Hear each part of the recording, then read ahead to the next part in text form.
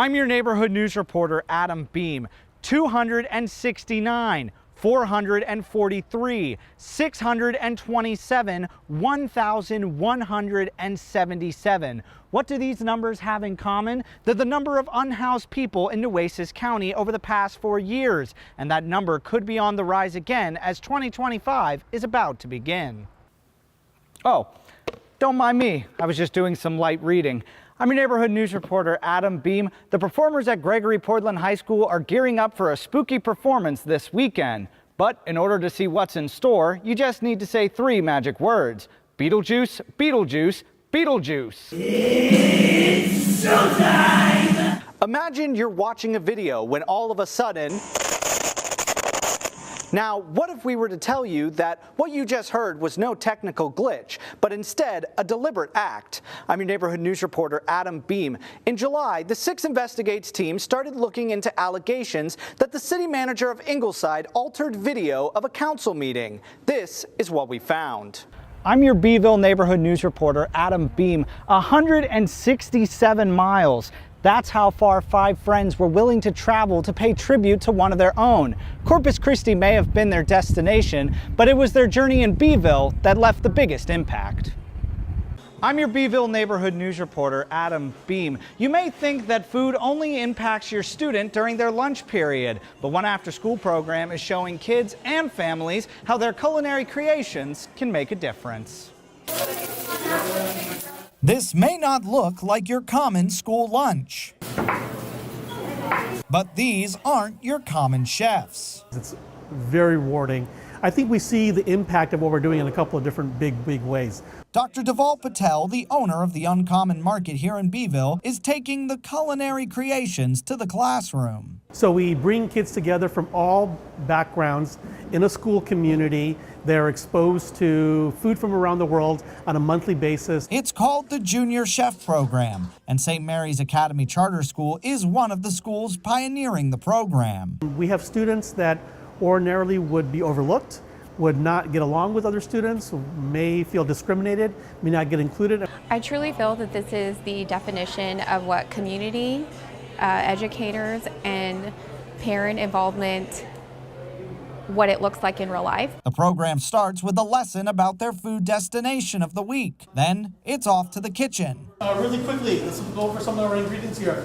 Chicken team, right? The Uncommon cooks then break into teams and prepare a new meal. This week's dish, Indian. Because these students are not only applying these skills, but here they're using them at home. We're getting videos that they're enjoying cooking with their families. One of those families is the Westmorelands. Darcy Westmoreland has 2 sons in the Junior Chef program, and for her oldest son, she says the program has changed him well beyond his cooking skills. He's really struggled throughout his childhood due to an autoimmune illness. We were afraid that it was going to take forever to catch up, but this program's allowed him to mentor people, to learn how to be an effective speaker. And I tried the food for myself. I realized the real flavor isn't just in the food, but the pride and joy these kids bring to the table. Dr. Deval Patel tells me that moving forward, his goal is to see the Junior Chef program in schools all across the state. Reporting in Beeville, I'm your neighborhood news reporter, Adam Beam, KRIS 6 News. As Election Day draws closer, concern is growing over the spread of disinformation. And chances are you or someone you know has already been exposed, as the main source for a lot of this false information is right in the palm of your hand.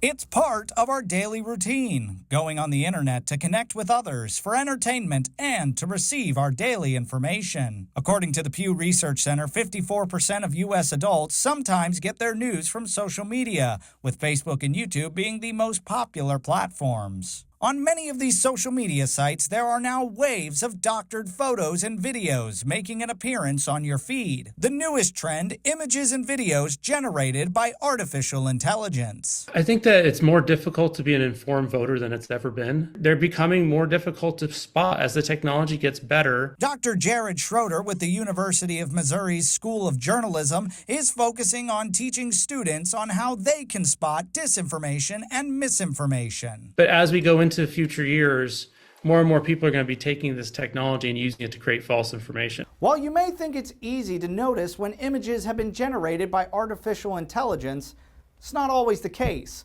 Let's take a look at these two photos of former President Donald Trump. Can you guess which one is AI generated? If you said this one, you'd be correct. The other one here was taken by a colleague of mine. But what gave this one away? Let's take a closer look at both of them. Here's both photos. Already, red flags present themselves. Look at the letters. One of the telltale signs of many AI-generated images is words. More often than not, it's complete gibberish. But there's other key giveaways. Look at Trump's hand. His ring has found its way onto 2 fingers. His lapel pin looks a little off. These are some pretty obvious signs that this image is a fake. But let's look at an example of a generated photo of Vice President Kamala Harris. As you can see, this one's a little bit trickier, with no facial features or text to give it away. However, we can tell that this one is AI generated using a little bit of logic. Look at the proximity of the crowd to the Vice President.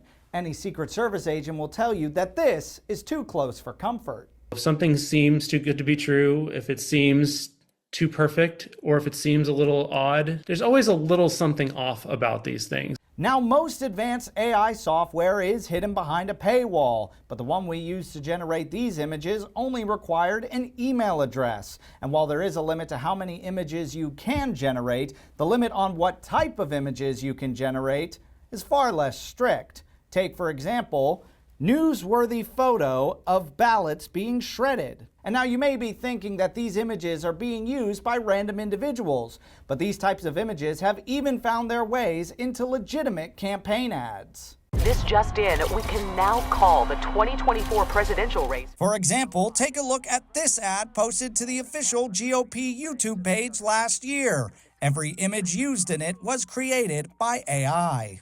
Now, what can you do to protect yourself from these digital falsehoods? Take a close look at the images. Look at the faces and text, lighting, and other oddities. Verify your information. Always check it with a secondary and legitimate source. And while it does cost money to make these images, it doesn't cost a penny to verify them with AI detecting software. Elections can be stressful, and there are those who wish to spread false information. So sometimes the easiest thing to do is simply put the phone down. Put the laptop away. For KRIS 6 News, I'm Adam Beam. What do 4 pieces of property, a water-controlled district, and almost $200,000 have in common? One man, Marcos Alanis.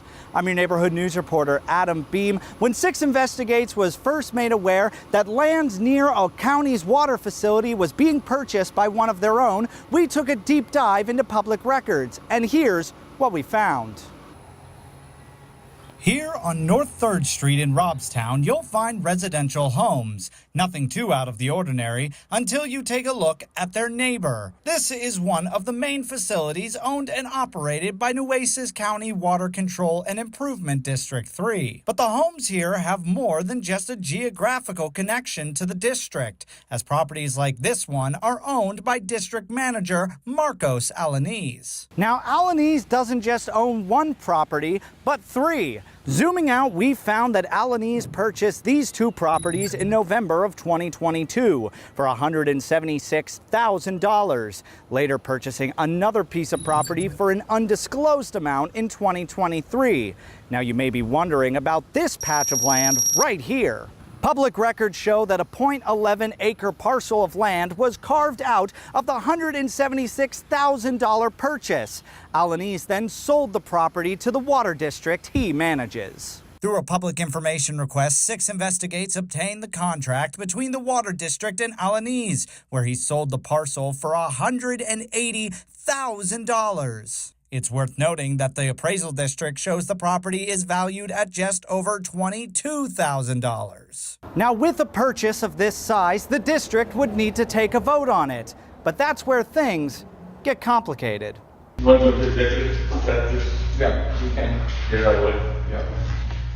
This is the audio from the Board of Directors meeting in September of 2023. 6 Investigates found that this was the meeting in which the board voted to purchase the property from Alaniz. What our team also found is that this violated the Open Meetings Act, as the board failed to disclose what would be discussed during executive session. Entertain a motion to go into executive session at the time so we can take care of something, then we'll reconvene. Following that executive session, no public discussion about the purchase was made. There's no discussion being had, basically. Discussion has already been had. Meeting minutes do not show the board went into executive session, but do show they voted unanimously to purchase this property for filter plant construction and expansion. Alaniz was present for this meeting, but his involvement in these discussions remains unclear. 6 Investigates reached out to Marcos Alaniz several times, with him finally getting back to us the day before this story was set to air. He informed our team he could not speak with us at the advice of the board members and the district's attorney. The question remains, did Marcos Alaniz know about the site needing to expand? And if he did he know this prior to purchasing these properties? Reporting from Robstown for 6 Investigates, I'm your neighborhood news reporter, Adam Beam. I'm your Ingleside neighborhood news reporter, Adam Beam, and August 21st is National Senior Citizens Day. But here in the city of Ingleside, they decided to recognize one special woman. Bingo! Bingo! This is where you can often find Jean Joyce. Bingo! Playing cards with her friends at the Senior Citizen Center here in Ingleside. Bingo! Bingo! There you go. Wednesdays are normally known as Bingo Days, but as of last week, August 21st will now be known as Jean Joyce Day, on top of it being National Senior Day. It's overwhelming. It's overwhelming. But it's wonderful. I'll never be able to live this down. The proclamation made by the city of Ingleside was a complete surprise to her. So I said that the senior club was going to be closed down and she needed to voice her opinion.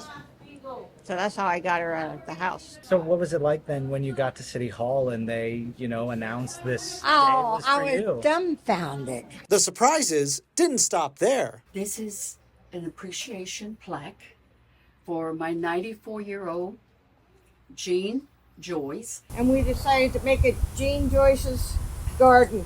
Oh my goodness.